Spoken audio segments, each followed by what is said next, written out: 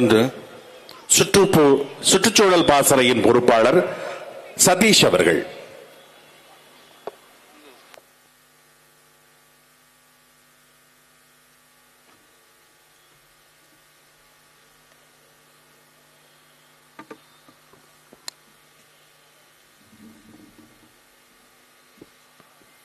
அனைவருக்கும் வணக்கம்.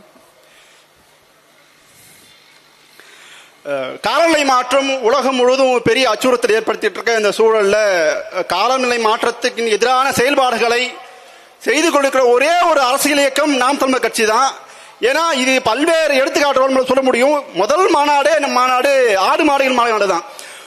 உலகத்துல ஒரு தொழில் எந்த ஒரு எரிபொருள் தேவையுமே இல்லாம செய்ய முடியும்னா அது ஆடு மாடுகள் தொழில் தான். அந்த தொழிலை செய்யணும்னு எடுத்துக்காட்டியது நாம் தமிழர் கட்சி. அடுத்ததாக மரங்களின் மாநாடு. நாம முன்னெடுத்த மரங்களின் மாநாடு இன்னைக்கு அரசாங்கம் முன்னெடுக்குது. அலையாத்தி காடுகளை மாநாடுன்ட்டு அண்ணன் எப்போதும் சொல்றதுதான், என் எச்சில தானே அரசியல் நடக்குது அப்படின்றதுதான். இப்போ அதை நடந்துட்டு இருக்காங்க. என் எச்சில தான் உங்களுடைய அரசியல் நடந்துட்டு இருக்கு அண்ணன் சொல்லிட்டு இருக்காங்க. அடுத்து மலைகளின் மாநாடு. மலை அப்படிங்கிறது எப்போதான சொல்லுவாங்க ஒரு தாய் அப்படின்ட்டு. அதுதான் கவி அப்படின்னு சொல்றாங்க. மலை என்பது ஒரு தாய் அப்படின்னு. உலகம் முழுக்க மலைகளை தாயாக ஒரு இனக்குழுவாக நினைச்சிட்டு இருக்கு. அது பல்வேறு இனக்குழு இருக்கு. உலகத்தின் மிக மிக நீளமான மலைத்தொடர் தான் ஆண்டிஸ் மலைத்தொடர். அந்த ஆண்டிஸ் மலைத்தொடருக்குரிய ஒரு பழங்குடிகள் என்ன பண்றாங்கன்னா, அவங்க ஒவ்வொரு ஆண்டும் அங்க விவசாயம் பண்ணிட்டு இருக்காங்க. அந்த விவசாய முறை எப்படி இருக்குதுன்னா, எந்த ஒரு ரசாயன பொருட்களும் கலக்காம ஒரு விவசாய முறை நடந்துட்டு இருக்கு. அந்த விவசாய முறை அப்படிங்கிறது 1000 ஆண்டு இல்ல 10,000 ஆண்டுகளாகவே அந்த பழங்குடி மக்கள் அந்த காடுகள்ல அந்த மலைகள்ல விவசாயம் பண்ணிட்டு இருக்காங்க. எந்த நச்சு பொருட்களும் இல்லாம அங்க விவசாயம் நடந்துட்டு இருக்கு.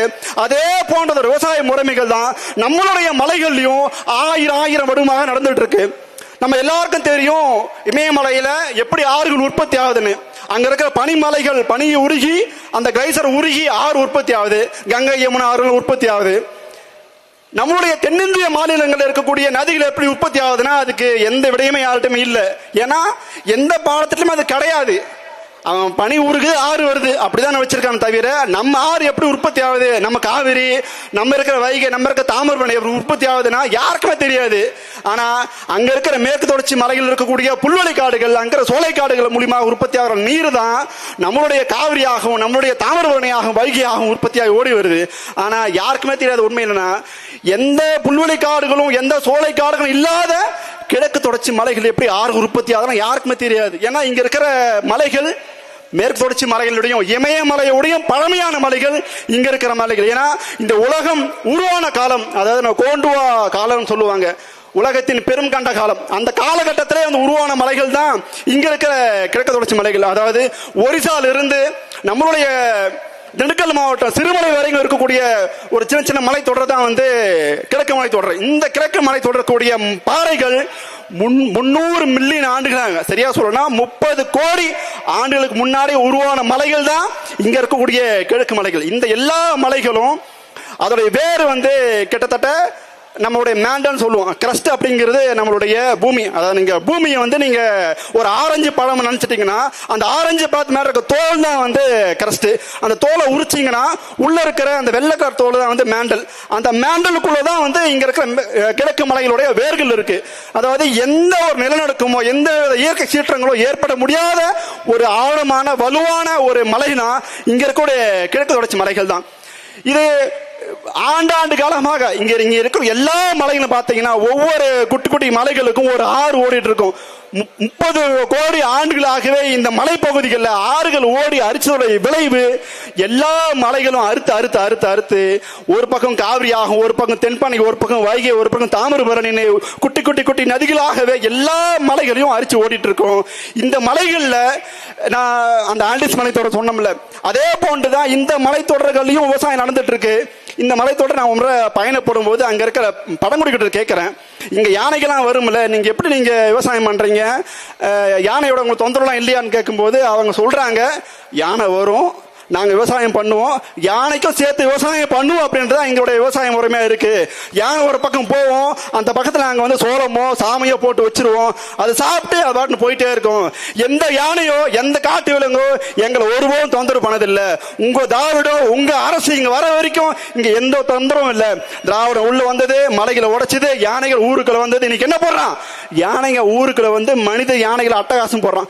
யானை அட்டகாசம் போடுறான். யானை எப்பறம் அட்டகாசம் ஒண்ணும்? நீ வீட்டுக்குள்ள போயிட்டு நீ அங்க எல்லா மலைகளையும் உடைச்சி காடுகளை அழிச்சு எல்லா சோழுக்கு எதிரான எல்லா திட்டங்களையும் அங்க செய்யும் போது யானைகள் அங்க வரத்தான் செய்யும். காடுகள் அழிதுனால யானைகள் அழியுது. யானை அழியுதுங்கிறது வெறுமனே வந்து ஏதோ ஒரு பெரிய உயிரினம் அழிஞ்சு போச்சுன்றதுக்கான ஒரு செயல்பாடு மட்டும் கிடையாது. ஏன்னா ஒரு யானை இன்னைக்கு கூட ஒரு நியூஸ் நீங்க செய்தியில் பார்க்கலாம், ஒரு யானை ஒரு நாளைக்கு கிட்டத்தட்ட 300 இருந்து 3000 விதைகளை இந்த மண்ணில் தூவிட்டே இருக்கு. யானைகளும் பறவைகளும் மட்டும்தான் இந்த பூமியினால முழுக்க பறவை விதைகளை வந்து தூவ முடியும். இந்த மலைகளையும் நீர்நிலையும் அழிக்கிறதால என்ன விளைவு அப்படின்னு நம்ம சும்மா கேட்டுட்டு போயிடலாம். யானைகளுக்கு கூகுள் மேப்பே வந்து இதோட மலைகள் தான், பறவைகளுக்கு கூகுள் மேப்பும் இந்த மலைகளும் இங்க இருக்கிற நீர்நிலைகள் தான். இந்த நீர்நிலை அழித்தோட விளைவு, இந்த மலைகளை வெட்டியதோட விளைவு, யானையோட வலசை பாதை ஆயிரம் ஆண்டுகளாகவே இந்த கிழக்கு தொடர்ச்சி மலைகள், அதாவது இங்க நாம பேசிட்டு இருக்க தருமபுரி மாவட்டத்தில் பாத்தீங்கன்னா பெண்ணாகரம் பகுதியில் இருக்கிற ஒட்டனூர், யாமனூர், இங்க நாமக்கரை, இங்க இருக்க எல்லா பகுதிகளையும் யானை வலசை போயக்கூடிய பாதைங்க. ஆனா தமிழ்நாட்டுடைய அபிஷியல் பேஜ் எடுத்து பாத்தீங்கன்னா யானை வலசை பாதைன்னு ஒரு வலசை பாதையே இல்ல. அவன் அதை குறிப்பிடவே இல்லை கடைசி வரைக்கும். யானை தொடர்ந்து பல ஆயிரம் ஆண்டுகளாகவே தமிழ்நாடு எல்லைக்குள்ள வலசை போயிட்டு இருக்கு. ஆனா ஒரு இடத்துல கூட வந்து இது யானை வலசை பாதை அப்படின்ட்டு தமிழ்நாடு அரசு குறிப்பிடவே இல்லை. நீங்க தமிழ்நாடு, ஆந்திரா, கேரளா அந்த 3 சங்கமிக்கூடிய வேப்பனஹள்ளி அந்த பகுதியில தான் வந்து யானைக்கு முதல்ல உள்ள வரும். அந்த பகுதியில் இருந்து 3 விதமா யானைகள் பிரியும். ஒன்னு அங்க இருந்து கீழே இறங்கும், அதாவது எங்க ஊர் இருக்கிற ஆரணி, அங்க ஜவ்வாது மலைகள் இருக்கு, அந்த மலைத்தொடர்ல இறங்கும். அங்கிருந்து பக்கத்துல வந்து ஏலகிரி, ஏற்காடு அந்த பகுதிக்கு போகும். அங்கிருந்து கீழே பச்சைமலை அப்படியே யூட்டர்ன் பண்ணிக்கிட்டு நீங்க சத்தியமங்கலம் காடுகளுக்கு வந்து அங்கிருந்து முதல்மலைக்கு போகும். இந்த 3 பகுதியிலும் பிரியக்கூடிய யானைங்க முதுமலையில போய் தான் ஒன்றிணையும், அங்கதான் அது இனப்பெருக்கம் பண்ணியும். பல ஆயிரம் ஆண்டுகளாகவே இந்த செயல்முறை இருந்துட்டு இருந்தது. ஆனா இவங்க காடுகள் அடிச்சதோட விளைவு, மலைகளை வெட்டியதோட விளைவு, இன்னைக்கு யானை வலசை அப்படிங்கிறது சுத்தமா இல்லாம போயிடுச்சு. யானை இல்லாதனால காடு இல்ல, காடு இல்லாதனால நீர் இல்ல, நீர் இல்லாதனால ஆனா சொல்ற மாதிரி சோறு இல்ல.